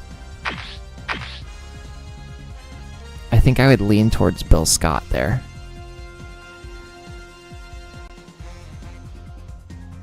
Okay, at a certain point, I gotta go with my gut. And it's either gonna be Bill Scott or it's gonna be... I think it's gonna be Salvatore Pope. Not the guy that's being suggested. But he's here on the rookie report. I mean, Gilbert isn't far behind, Newton isn't far behind. So I see, like... I guess it's... Maybe he would have been on there if there wasn't a different need that we had. I think it's probably between Salvatore Pope and Franklin Newton. He's smarter. The shuttle isn't close. He can jump way harder. He's stronger. I think I just talked myself into Franklin Newton. I think that was the answer. So we're going to grab Franklin Newton. I can't believe I just took that long to decide that. Which he is on our list, so let's go and get him. From the University of Clemson, from Clemson University, excuse me. That's a good school to get a talent from. With our second round pick, we select 6'1", 202 Franklin Newton from Clemson. We don't have a third round pick, so we head to the fourth. Are any of our guys still left? Negative. Samwise goes to Washington in the 4th round. Wow. Holmes is gone. Reed is gone. I think we need to look at tight end now. Interesting. The coaches sort of agree. Let's look at Watkins. And I'm almost exclusively... See, why would I look at Watkins when he has no hands? So Leland Hines or Nick Roy? Nick Roy is faster. He's stronger. He jumps higher. He has a better shuttle run. I think this is a 4th round pick. Just out of curiosity. I always do it.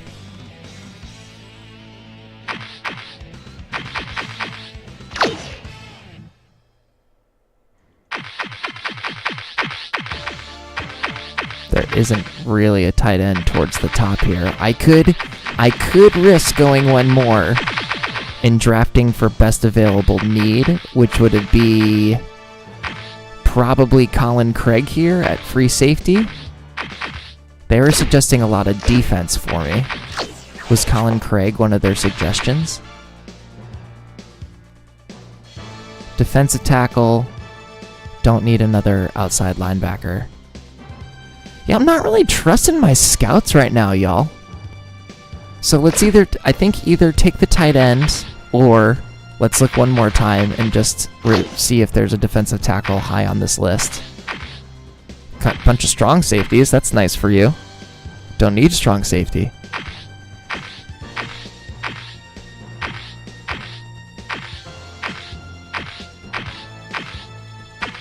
Yeah, we're not getting any positions that we need high on this list here. And I think after that, we're like reaching too far. Lots of cornerbacks. There's a free safety, Burt Cook.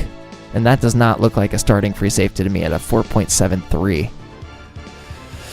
So let's, Ricky Watkins. There's no chance I was going to take this guy. Let's grab that tight end that I found. I think that's the move here. We need a guy that can catch, that can start to learn. I actually didn't mind his stats. Pretty smart, good shuttle, good jump, good bench, decent 40. Better than Hines. Out of Arkansas State, Nick Roy. Welcome to the Pittsburgh Steelers. Now we got one. We did have a pick 2 picks later, so...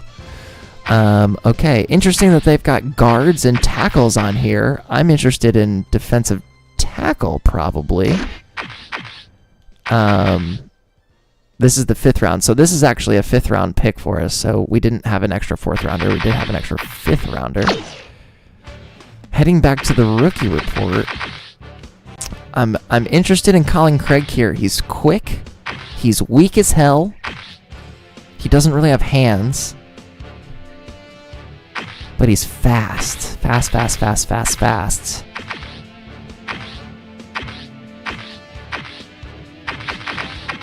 After that, I didn't see a defensive tackle, even though they were suggesting one for me.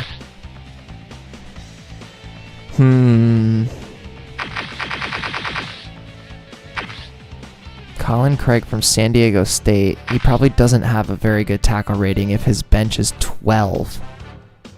That does not make me feel good about things.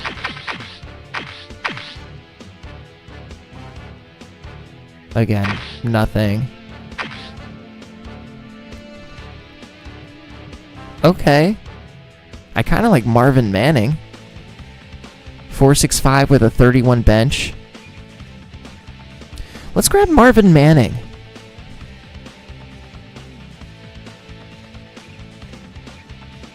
I think that's the best combination of 40-yard bench and shuttle that we're going to find. I don't necessarily mind the 20-inch vertical if that's the weakness. And we need to grab a free safety, so I'm going to just go ahead and do that. I assume that's not a position that they were telling me to get, but that's okay.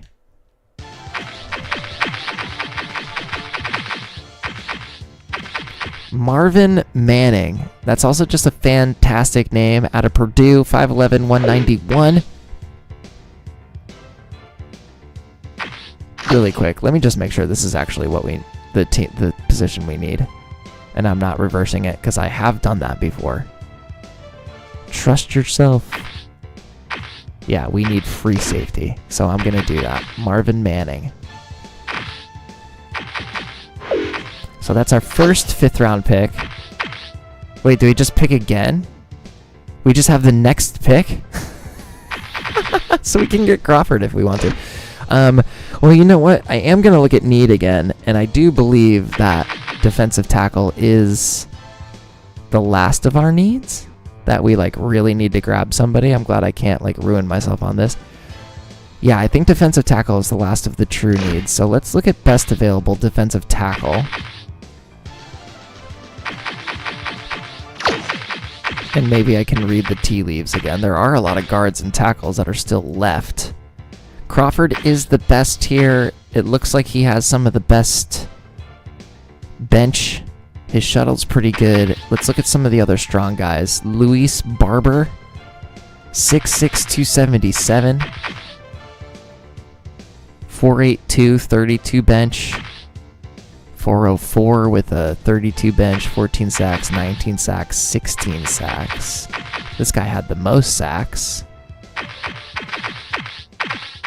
Interesting. I don't know if we're going to get anything down the line here.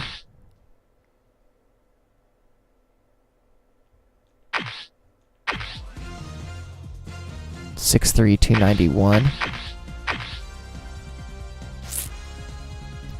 6'5", 316 could be good, actually. Big boy up the middle.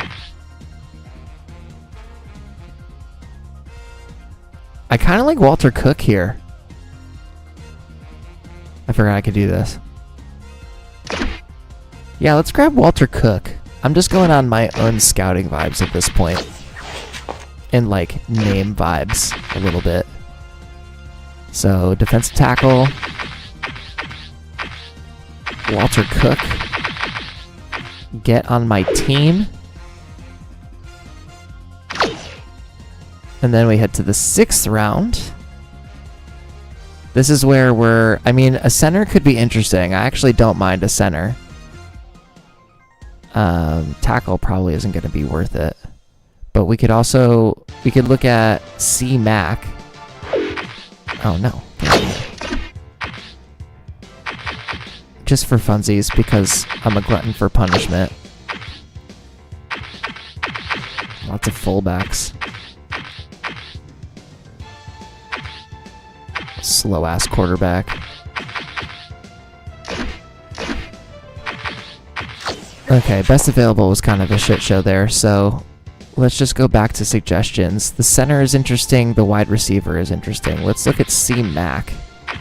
He's slow. I'm not really interested in the slow receiver. I'm interested in the fast receiver. Can the fast receiver catch? Of course he can, but C. Mac sure as hell can.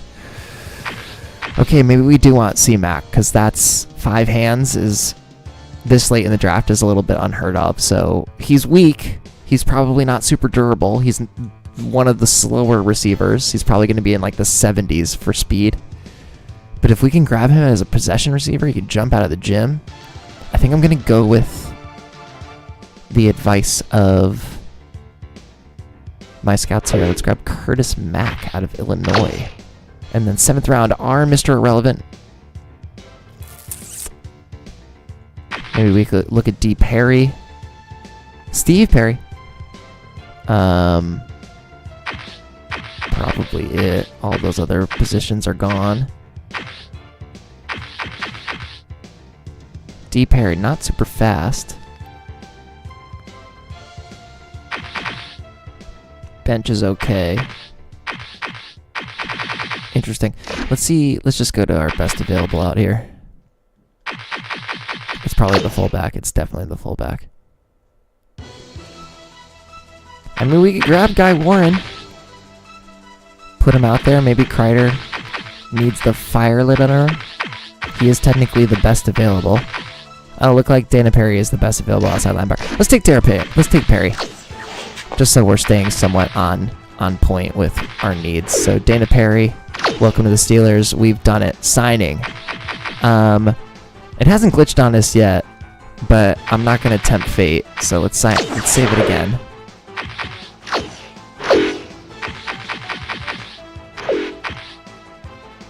This should be the last save because after... We're doing just the off-season tonight. I worded that very specifically. We'll come back with the preseason soon, maybe even this week, if I can figure it out. And we might go preseason directly into game 1 or something like that. But I wanted to separate the off-season from the preseason a little bit. So let's go into our...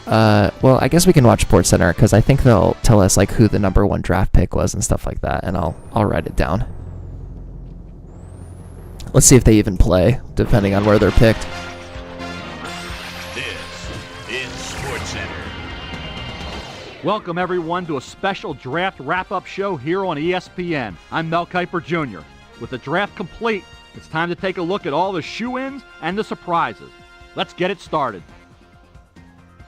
Spencer to the Chargers. No surprise with the first overall selection in the draft. The Chargers decided early on that this was their man, and they were obviously elated to bring him into the fold. He's going to be a special player, no doubt about it.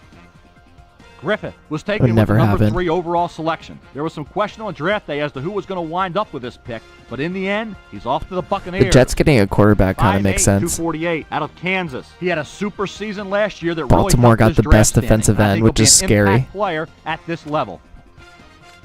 Harmon was a guy I think that really came on strong late in his college career, and as a result, he goes with the number 10 pick.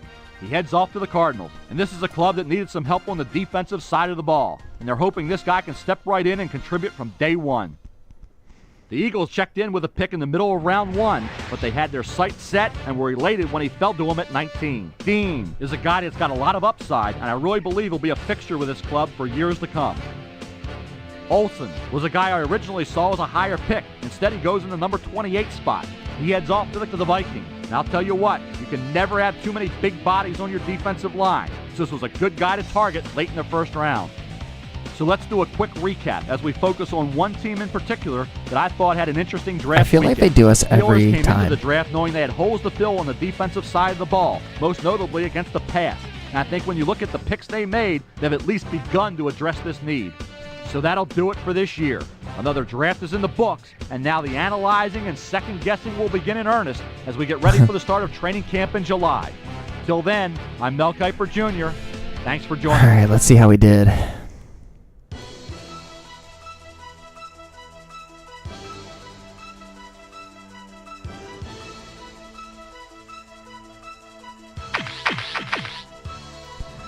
Okay, moment of truth. Franklin Newton.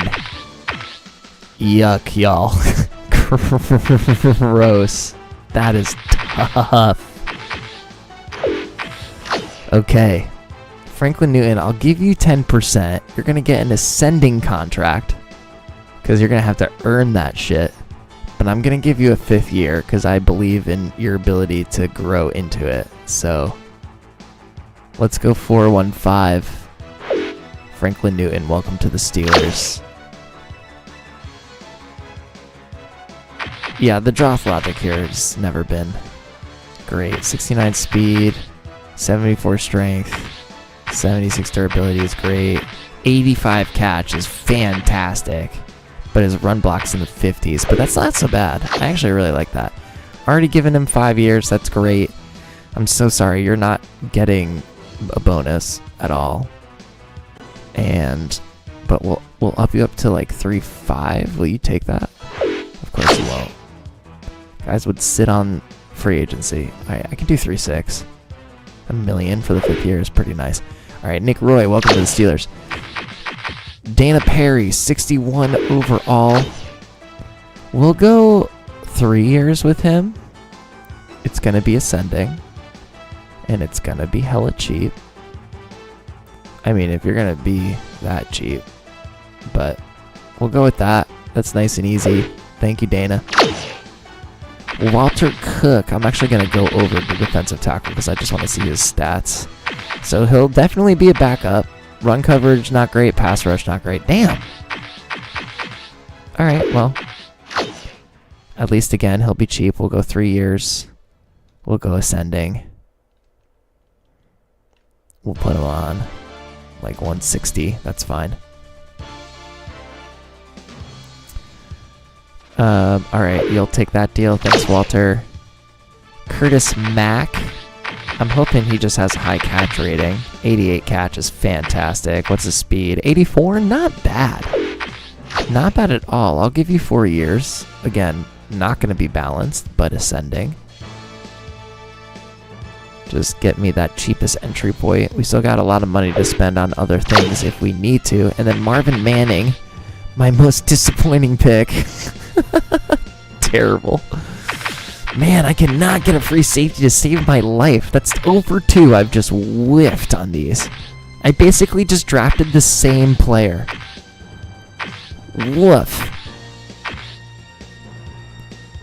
Jeez. Yeah, can I go through the undrafted free agents? Are there any undrafted free agents? Guy Warren, 73 overall at the fullback position, the guy that we didn't draft. William Summers is a second-year guy. Interesting. So we'll have to play around in here a little bit because there might be some guys that we could get out of here if we wanted to. But let me sign this last guy, and then we can scoot and skedaddle.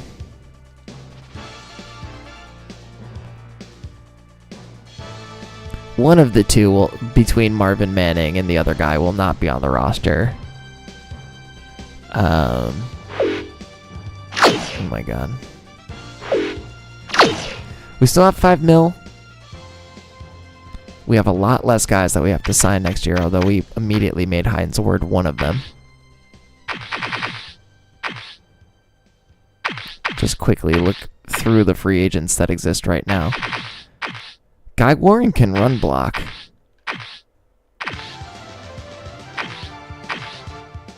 Interesting. So can Marco Swanson, and it's the same guy. So that's crazy. Durability is way different, though. What do you want? Why are you so expensive? How are you so expensive? If I had drafted you with the 7th round pick, you would not have been that expensive. That's crazy.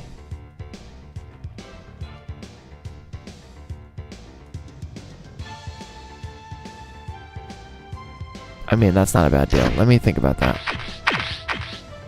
We got are there any, like, super fast guys?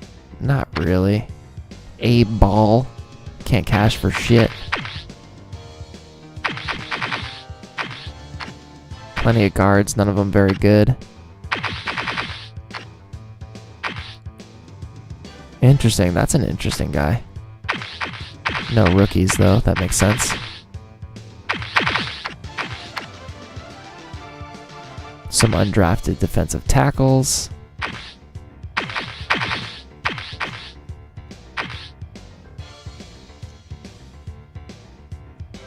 I mean, this could be our other starter.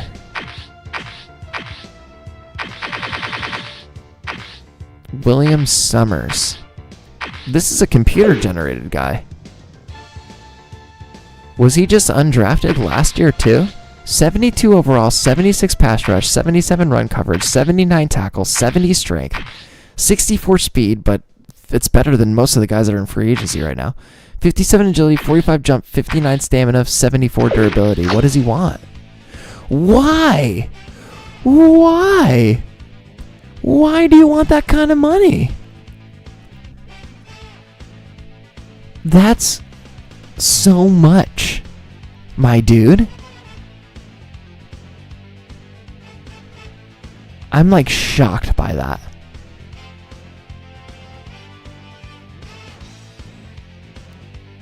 Holy crap. All right. Well, this is still a work in progress.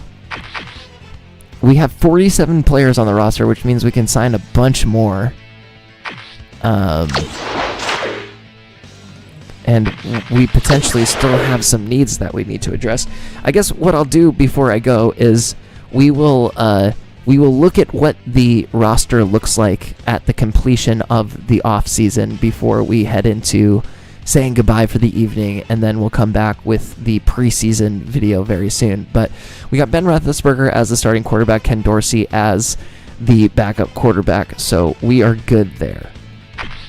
Jerome Bettis is not the starter, he's the backup, and he's also in his final year of a $5.8 million contract that has like the ability for us to get a lot of money back. So I do want to keep an eye on other potential backups for Lee Marsh. Lee Marsh will come back as the starting halfback. I'm hoping he gets even better after the season. But halfback in a backup capacity. Maybe a team wants to trade for Jerome Bettis. I don't know why they would. Maybe I don't think it's realistic that the Steelers would ever cut him. So maybe we just have to ride it out with him as the backup.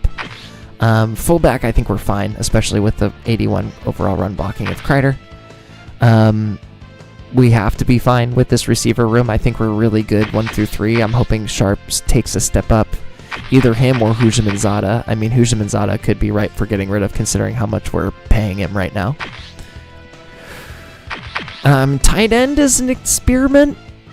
I actually don't mind Roy's blocking number. If you've been watching the Tampa Bay series, we drafted a tight end with similar catching numbers, and his run blocking numbers are honestly worse, and he performs pretty well. And there's actually a bunch of plays in this playbook where the second tight end gets like some really good looks. So I'm excited to throw the ball to Roy. Hardings, I think, does need to be replaced sooner than later. Again, sooner than later, we're going to have to replace him next year, because there is no way that we're going to bring him back after his $4 million salary expires, and he's probably regressing as well. So center is a position of need very eminently. Maybe there's a free agency that hits that after the preseason is over. Guard will stand pat. If there's a guy that we want to grab, we will, but I think we're doing pretty good at guard. Tackle, same answer. We re-signed Starks. We have 1 more year of Samuels before we have to give him a lot of money, and I think we'll probably be able to move on from Marvel Smith after this year. Jeff Reed at kicker, Gardocki at punter. Defensive tackle is unfortunately went largely unaddressed. I don't mind Washington as the starter, especially at his salary. He has pretty comparable stats to Casey Hampton, and Becker behind him we drafted. He's got good pass rush numbers. He's a good Bear defensive tackle. So I over 70s there is not so bad. On the defensive end, we'll probably be able to sign a defensive end that's a starter caliber. That's definitely a need of ours. No, I hear you. I just don't think, unless Lee pops off. Like I like his pass rush and run coverage numbers, but I just don't. I need him to leap above a 70 overall. But I do think we'll have a lot of options for guys to sign as we head into the preseason. I'm not panicking about outside linebacker yet. Higgins and Porter both have 2 more years. Although I am nervous that they both expire at the same time.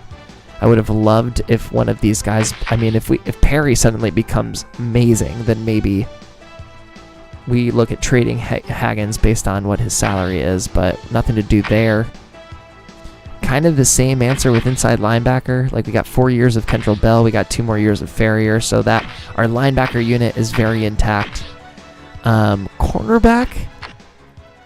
Shoot, man, like I'm hoping Park starts to get better, but I think another starter level cornerback is something that we potentially need. Although we are solid enough 1 through 4, maybe Newton will really improve. I like that 93 speed. I like that 61 tackle. So maybe he'll show some improvement through the preseason. Drayton Florence never really popped off, which is unfortunate for sure.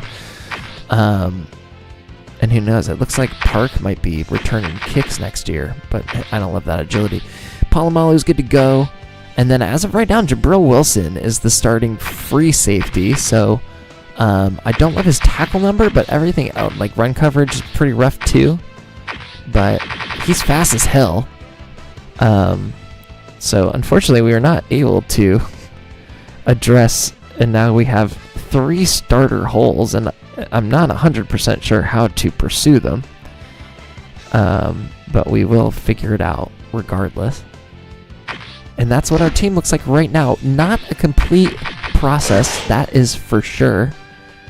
And I think we can actually just, because there's no more rookies for us to re-sign. So let me, quote-unquote, release all the inside rookies, and now we see the preseason schedule. Weirdly, we always play a team in our conference. So we've got the Jacksonville Jaguars.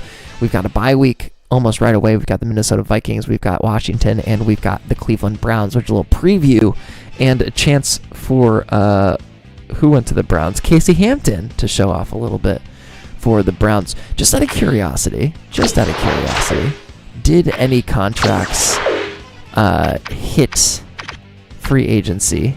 Gary Walker did. That's interesting. So maybe some guys already hit. Oh, wow. Interesting. Okay.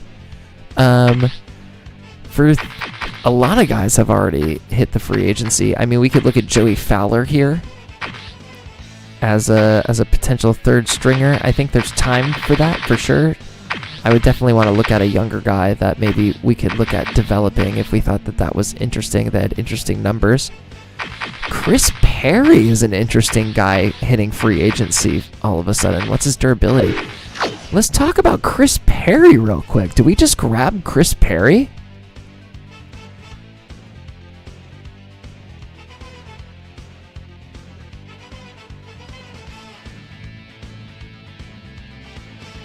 We could potentially comfortably grab him and solve our halfback problem, but that's something we'll worry about a little bit down the line. But there's definitely way more options for guys out here already, so that's super interesting. We'll have to look at who's available and maybe fill out some of these spots. Gary Walker, actually, and Lance Johnstone. So a couple of vets hitting the free agency wire.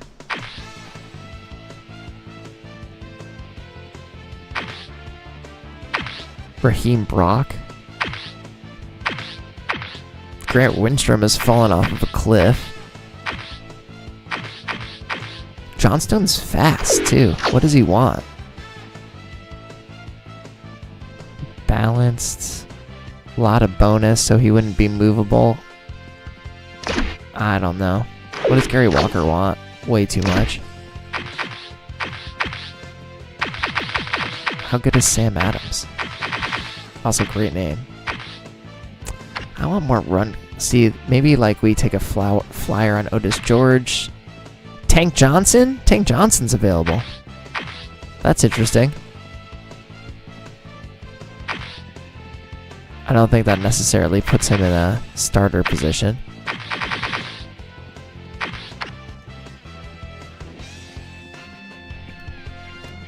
Yeah, I don't really want a flyer guy. I would want a starter guy. So Lance Johnstone is really interesting. I think I could probably play around with this to not make it as painful on the cap. We might look at that. We could also look at talk about starter level cornerbacks. No starter level free safeties though, obviously. But I mean, Dwayne Starks so is Antoine Winfield. Both of these guys could come in and they don't have great strength. I don't love the durability on Dwayne Starks. Ugh, I don't love how much money Antoine Winfield wants. Jesus. God damn. Even this. What are we talking about, you guys? Alright, well, that's going to be another story for another day. I appreciate y'all hanging out for a whole 2 hours, or if you popped in and out, it's all good. We'll come back with this soon. We've got content from the other series scheduled out all week, and I'll pop back in with the Steelers as soon as I'm able. Thanks so much for hanging out. I hope you have a great rest of your Sunday night, and we'll see you on the next one. Peanuts 24/7 out of here. Bye.